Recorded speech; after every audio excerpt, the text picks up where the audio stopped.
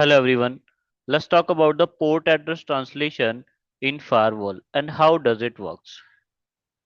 Let us assume that we have two PCs in our local area network. This is our local area network and we know very well that the IP addresses can be used in a local area network is the private IP address like 192.168.10.2 and 192.168.10.3, 168.10.3, and a gateway should be also provided from the local area network 192.168.10.1.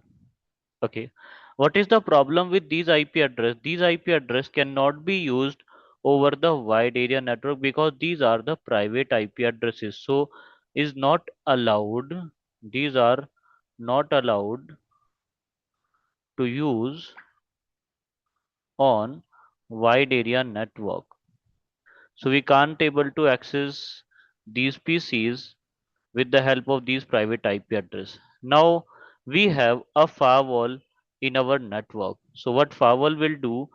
Firewall will have a single public IP address from the wide area network. A single public IP address will be used like 201.0.0.1. So this is the single public IP addresses used to translate the traffic from the local area network to the wide area network. With the help of this IP address, we can forward that. Let us assume on wide area network we have a PC that is having an IP address 201.0.0.2. If I want to ping, if I want to communicate this IP address, how I will do? I will forward the traffic from this PC or this PC. There can be multiple PCs available over here. The traffic will be forwarded to the firewall. Okay. When the traffic will be forwarded to the firewall, these IP address will be replaced by a single IP address that is 200.0.0.1 during forwarding. Okay. Let us assume the IP address received, the packet received from the PC1 and PC2 is something like this. Like this is a packet coming from what? PC1 and PC2. Okay. So two packets are there having an IP address source as 192.168.10.2 and destination is 201.0.0.2, 201.0.0.2. This is our destination, this is our source. What will happen when the packet will be passed through the firewall? This source IP address will be replaced by the public IP address. This private source IP address will be replaced by the public source IP address with some sessions added. Okay, just like this. So this packet will be looking like this. The source will be changed as will become 201.0.0.1. Okay, dot 0.0.0.1 with some kind of session like 5172 and so on. The destination will remain same 201.0.0.1. Okay, 201.0.0.2. Here we can see the source IP address replaced by the IP address that is available on the port 1. Okay, that is 201.0.0.1 with some port number 5172. In the same way, the second packet which is coming from what PC2 will also work as the same. Let us assume that the packet coming from the PC number 2 is having the detail like this. The source is 192.168.10.3 and destination is same 192.168.10. Sorry, the destination will be 201.0.0.2, 201.0.0.2. When the traffic will be forwarded through the firewall, the translations will be done. Source will become 201.0.0.1 with another port number like 1 10,001. Okay, and destination will remain same 201.0.0.2. Here we can see that a single IP address 200.0.0.1 and 201.0.0.1 can be used for both of these IP address translations. But how we can identify they are distinct? Because the port numbers are different. So the communication will be done on the behalf of these port number, and when the traffic will be received from the destination to the source, again the reverse process is done. So this uh, IP address will be again translated to the source IP address received. This is how the network address translation, port address translation works. Okay, let's go to the topology and do the configuration. Here we have same kind of network. I have two PCs. This is PC1 and PC2.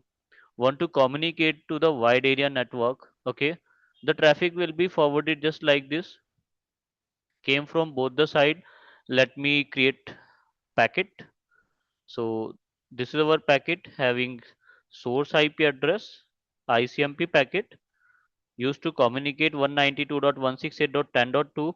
The destination is what? 192.168.92.135. Here we got it, 135. Okay. So this ICMP packet will be forwarded to the firewall. When it will be passed through the firewall, it will be changed to the single IP address with some port number that will be translated to single IP address. The source will be changed. Source will become 192.168.92.129 with some port number. Okay, so let me give port number. Any random port number will be added. Then this packet will be forwarded to the router. In the same way, same packet will be coming from other side, from PC number 2. So the source is what? 192.168, 192.168.10.3. This is the source. When the packet will be forwarded and passes through the firewall, the source IP address will be changed. So we can see that the same IP address 192.168.92.129 129 with some random port number different from previous one will be added, and the packet will be forwarded just like this. Here we can see that this IP address and this IP address, two IP addresses, are replaced by a same IP address with an additional port number, and that port number will distinct that this packet is coming from PC1, this packet is coming from PC2. That is distinct by this port number. Any port number can be added. So this is how it works. In case of port address translation, a single IP address translates the multiple IP addresses. Single IP address is used to communicate for the multiple IP addresses. Okay. Now let's do the configuration. Okay, dear all, these are my source PC. This is my destination. Let me check the IP address on the destination. It is basically a router on the destination side. Okay. Okay, now. So let's see which IP address do we have. Enable show IP interface brief. So we have an IP address 192.168.92.135 provided by the DHCP server. So this is what we have IP address. So let me do one thing. Let me check the IP address on the PC, provide the IP address. Then we will do the configuration of port address translation over the FortiGate firewall. Okay. So in the VPC, let's provide the IP address IP 192.168.10.2, 255.255.255.0. The gateway is 192.168.10.1. We have just provided the IP address. Let's check the IP address on the Windows PC. So let me log in first. After logging in, I have to go to network and connections. In network and connection, let me verify the IP address. Which IP address do we have? Network and sharing center, and go to change adapter setting, properties. Here we can see the IP address provided in TCP/IP version 4. So the correct IP address is provided to the PC. So Windows PC have the correct IP address. So now both the IP addresses are correct.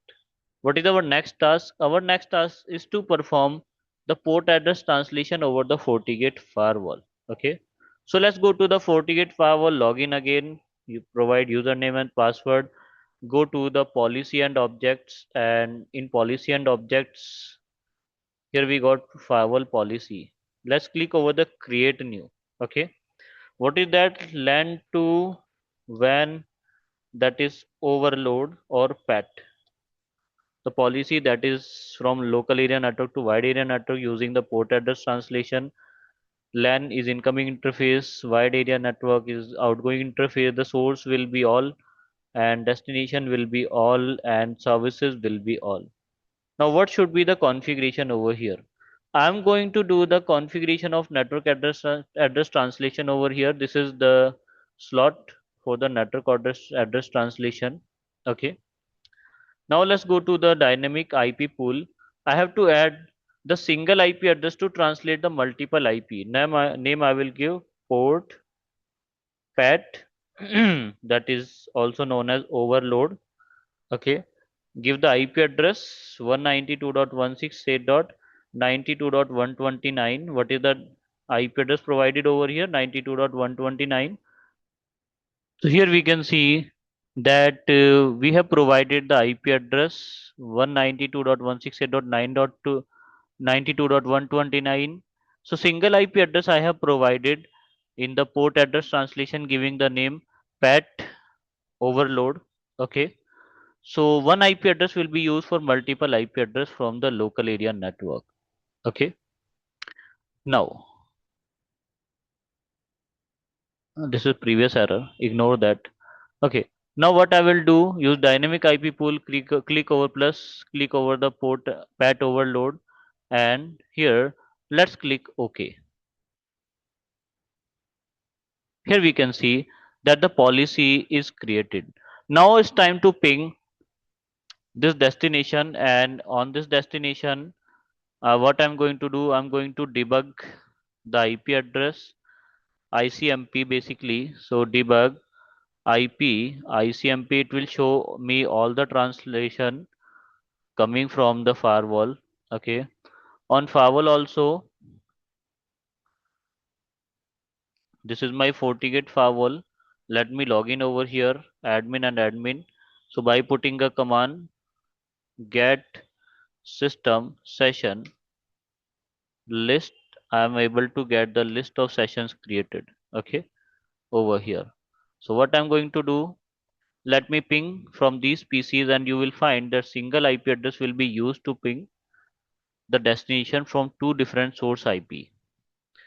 So let's go to VPC and ping the destination by putting ping 192.168.92.135 high, and I will put here hyphen T so that it will be continuous pinging. And in the same way, let's go to the PC and repeat the same process. Okay, in PC, go to command prompt and ping 192.168.92.135 hyphen T, so it will be continuously pinging. Okay. Now let's go to the router, and on router I can able to see the translations. Here it is. So here we can see that the translation is done. We are getting the response from a single IP address, right or not? The data was sent from two IP addresses, but here we can see that single IP address is used to translate the multiple IPs, right or not? Here it is actually. That is destination. This one is 192.168.92.129. This is used for the two IP addresses. Single IP address is translating both 192.168.10.2 as well as 192.168.10.3, replaced by the same.